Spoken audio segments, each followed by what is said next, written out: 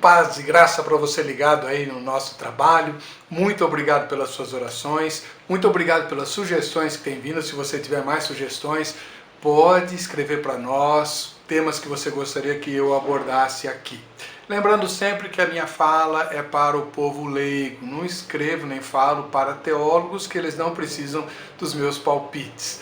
Eu falo para crentes comuns, tratando de temas comuns, de problemas comuns, de desafios comuns, de colocar a Bíblia em prática nos dias de hoje. Hoje eu vou falar sobre talvez o maior desafio que existe para todos os homens. Como Deus espera que eu haja na qualidade de chefe da casa, de marido, enfim. Eu já tratei da submissão feminina, mostrei que, não usei a palavra porque ela é muito forte, mas biblicamente falando, a esposa é sim subordinada ao marido, assim como a igreja está subordinada a Jesus. Já fiz vários debates na televisão e as mulheres que vieram, embora fossem conselheiros e casais, não concordaram em subordinação. Elas falam de submissão, estar sob a mesma missão, aquela jogada de palavras, mas a Bíblia deixa claro que a esposa está sim subordinada ao marido porque a igreja está subordinada a Jesus, ou não está? Agora, isso faz com que muitos maridos entendam que eles têm autoridade sobre a esposa e sobre os filhos. Até tem, claro, se há subordinação é porque existe autoridade. Entretanto, essa autoridade não é a autoridade de um ditador, não é a autoridade de alguém que Deus colocou lá. Lembra da época da monarquia? Eu fiz história, e houve um tempo em que as pessoas comuns acreditavam que os nobres tinham sangue azul. Porque Deus tinha escolhido eles para serem nobres e a marca era o sangue azul, eles não tinham sangue vermelho. Marido não tem sangue azul. Marido não tem autoridade porque Deus pôs lá e pronto. Não é assim. A autoridade do marido vem pela responsabilidade que ele tem diante do lar que ele instituiu. Se não houver responsabilidade, lamento muito meu irmão marido, não há autoridade. Não há. Eu já tratei no vídeo anterior sobre a submissão feminina e eu mostrei lá que eu não sou a favor de uma submissão cega. Eu não sou, por exemplo, a favor de que a esposa tenha que ser submissa mesmo quando o marido está completamente errado. E há fortes evidências disso. Por exemplo, vou dar um exemplo comum que eu já assisti vários conselheiros de casais dizendo: esposa, teu marido quer vender os imóveis e tal, ele está agindo como um louco, seu papel é ficar do lado dele e obedecer a ele, porque Deus trata com o homem por meio do fracasso. Que Deus trata com o homem por meio do fracasso, eu aceito, admito. Mas que toda a família venha a sofrer o fracasso, pondo em risco inclusive a fé dos filhos, muitas vezes crianças ou adolescentes, isso eu não concordo. Aí eu não creio que a esposa tenha que ser submissa a um irresponsável só porque ele é o marido. Então o que Deus espera do marido? Que ele seja sacerdote do lar. Que ele tenha a responsabilidade de representar a família diante de Deus em oração e Deus diante da família no culto doméstico, na instrução e na educação cristã. Agora me fala, qual é o marido que faz isso? Nem eu. Mas eu quero fazer. E eu quero que os maridos que estejam me assistindo possam refletir sobre esse papel. A autoridade de sacerdote do lar vem quando é exercida efetivamente a responsabilidade de sacerdote do lar. Quando foi a última vez que você orou pelos seus filhos, pela sua família, pela sua esposa, pelos agregados? Quando foi na última crise, E quando tudo vai bem, você ora por eles? Segundo, quando foi que você representou Deus e instruiu a sua família, a esposa e os filhos, e quem sabe os agregados, acerca das Escrituras Sagradas? Você, papai, é o responsável por fazer com que seus filhos frequentem a igreja.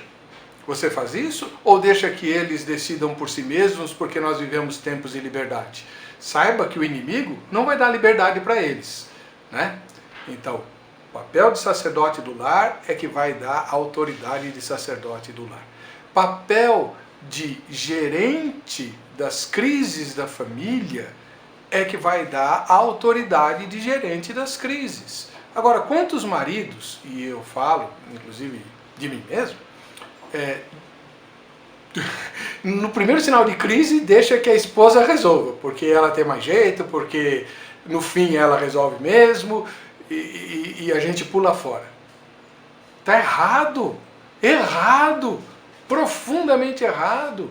Pedro, escrevendo na sua primeira epístola, no 3º capítulo, 7º versículo, que todo marido pula quando lê a Bíblia, inclusive eu, diz que nós devemos agir como protetores. Então quem tem que gerenciar as crises da família somos nós, os maridos, os homens.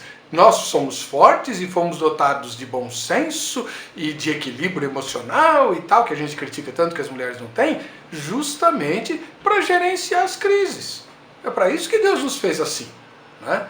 Então, vamos assumir as rédeas do lar, não para mandar, não para recebermos, né, que nem fazer os filhos de pajem e ficar nos abanando nesse verão danado, quando a gente chega em casa, não. Vamos gerenciar as crises para termos a autoridade de gerentes diante da nossa esposa, dos nossos filhos. Se a gente fizer isso com sabedoria, diante da palavra, com humildade, especialmente com humildade, tanto a esposa quanto os filhos vão nos amar e vão se sujeitar a nós. A ideia de sujeição é uma ideia muito contrária ao nosso século, né? Todo mundo quer que a gente seja igual e tal, e o movimento feminista quer que as mulheres sejam totalmente independentes dos homens, como se eles nem existissem. Essa é a ideia, mas não é a ideia da Bíblia. O apóstolo Paulo fala que o homem precisa da mulher e a mulher precisa do homem porque nós somos um em Cristo Jesus. Eu até vou gravar um vídeo mais para frente sobre o que é o casamento do ponto de vista de Deus, o que é ser uma só carne. Mas, como eu já falei da submissão feminina, estou falando agora para os maridos. Temos sido extremamente irresponsáveis, mas queremos a autoridade que a Bíblia nos delega. Pois eu vou lhe dizer, a autoridade sem responsabilidade é autoritarismo e Deus não apoia, não aprova. Lembra de Abigail? Abigail foi uma das esposas de Davi. Ela desobedeceu o louco do marido dela e ela recebeu elogios da parte de Deus e veio a se tornar rainha, esposa do rei Davi. Pois é, então, se você queria base bíblica para falta de submissão ao marido irresponsável, aí vai o exemplo de Abigail. Agora, o meu objetivo não é causar polêmica, não é criar caso. O meu objetivo é que nós, homens, começando por mim, como já disse pela 3ª vez nesse vídeo, começando por mim, repensemos a nossa posição, repensemos a nossa postura e passemos a agir como a Bíblia determina para os maridos. Assim, você não vai precisar requerer nem impor nada. O amor, o carinho, a submissão, a sujeição, a obediência virão naturalmente, porque responsabilidade gera respeito, gera admiração, e é isso que Deus espera. Vou terminar fazendo um paralelo. A Bíblia diz que nós devemos amar a Deus acima de todas as coisas. Deus espera que nós o amemos porque Ele decretou isso ou porque Ele nos dá todas as condições para fazê-lo. Então, age assim.